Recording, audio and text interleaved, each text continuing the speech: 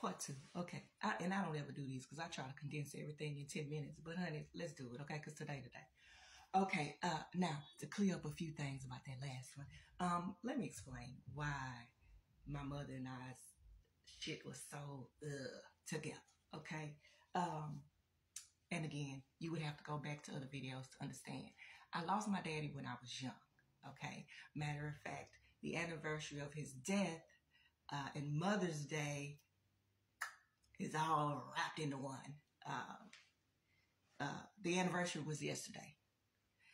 But I celebrated on the 10th because I think in my baby brain when I was a kid when he died, because I was like 9, 10, I think my brain tried to protect me because he died on the 11th and then my birthday is on the 11th a few months after that.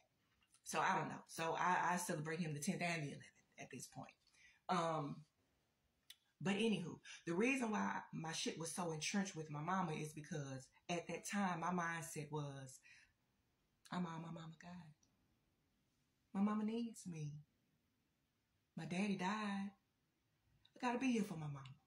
You know, I wanted to go off to school, go to college and, you know, live my life. I was accepted to Prairie View A&M. That's 45 minutes away. She said it was too far. So that's how that started, okay?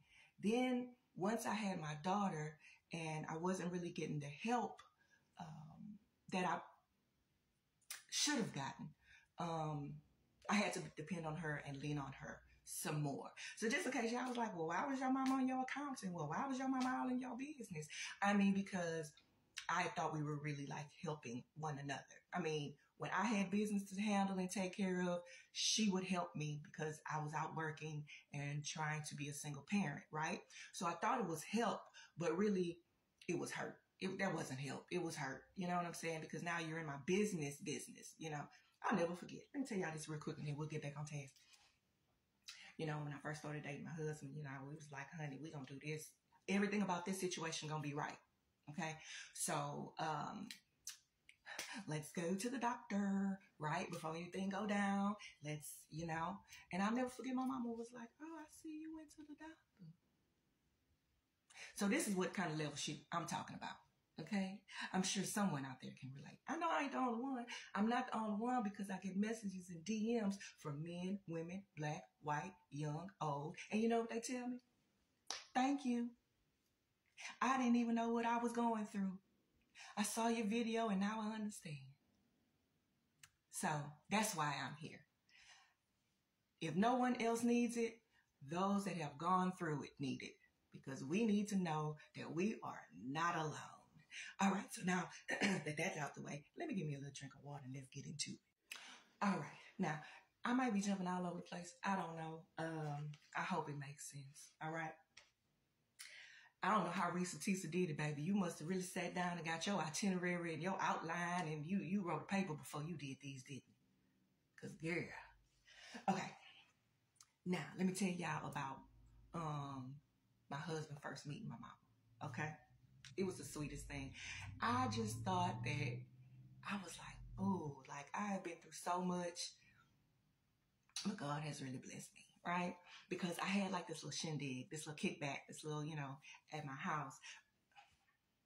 Speaking of houses, y'all seen that other video with that raggedy house?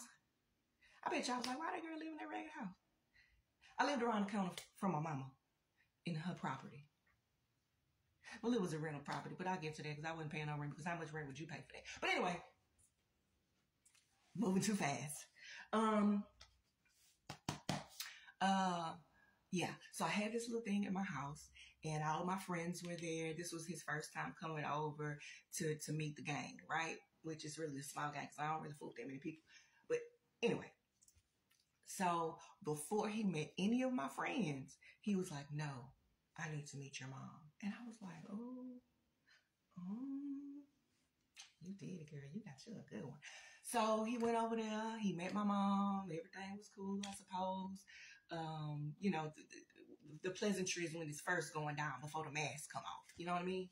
And he would go He would buy her cigarettes. He would, because she loved Hershey's Kisses. He would buy her cigarettes. He would get her Hershey's Kisses. And he would go, hey, Miss A, I'm finna just come bring something by. I'm just finna come sit with you for a minute. Like, he would do all of that. And I told him, man, I said, hey, she gonna burn you.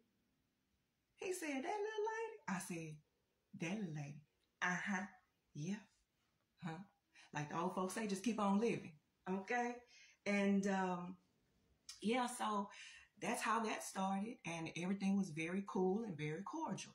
Now, when my daughter's father found out that I was dating and that I was serious, my baby in the very beginning, and I'm talking about they were like maybe 11 or 12, somewhere around there. In the very beginning, like, she was excited. She was like, I'm going to have a sister. And like, she was so excited, right? So she went back, and must have said something to her dad. And her dad told her that she did not have a sister. But I'm married by the state of Texas. So technically, yeah, you have a stepsister, right?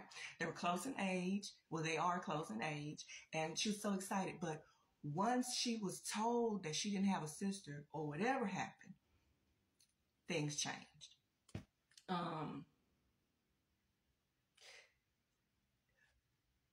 Per the court order, she was supposed to go every summer, right? But there was just only one summer throughout her entire existence that she went with her dad. And I blame myself. I blame myself. And that's what I'm saying. I don't mind saying I made mistakes. I blame myself because I don't know what happened to my child that summer. I have no idea what happened to her, what was said to her, whatever. But she was just never the same. After that, the shit was downhill. So then it became chaos within the home. Okay. Times where we might have wanted to go out to eat. She didn't want to sit with us. Or, I mean, it was just a lot of different things, right? But it was just a real funky energy. Okay. And I feel like all of this really stemmed from me trying to move on with my life and just be happy. I found somebody, I haven't had to deal with a lot of things that I've dealt with in the past, so it was just like, you expect for your parents to be happy for you.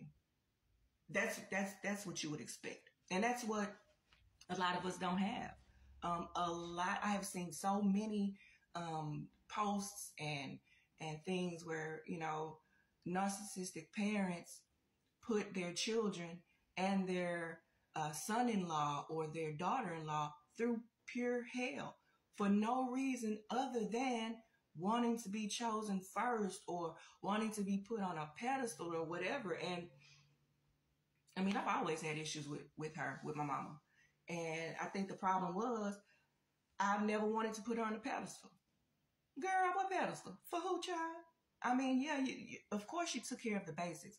Yeah, roof, clothing, food, shelter and all that good stuff. But it was the other side. It was the way that she would treat me, the way she would speak to me, the way that she was almost embarrassed by me because I wasn't doing it the exact way that she wanted to see it be done. You know what I'm saying? So, yeah, man, it's a lot. It's a lot. But the only reason I'm doing this is because somebody did it for me. I remember one Mother's Day, and I couldn't tell you who this is till this day. And she was my Facebook friend. And baby, she went in because she didn't have a good relationship with her mother. And she was like, you know what? I'm going to be the yang to all this yin going on today. And I'm going to tell my side. And that freed me that day. That really freed me. So the goal and intent, I might got one more video in me now. This ain't over. But the whole goal and intent is to show you that you're not alone and to try to keep you encouraged. Because, I can't be out here making apparel that say, ain't no healing in hiding, and I'm hiding this half of my story. So here it is for you. Get ready for 3.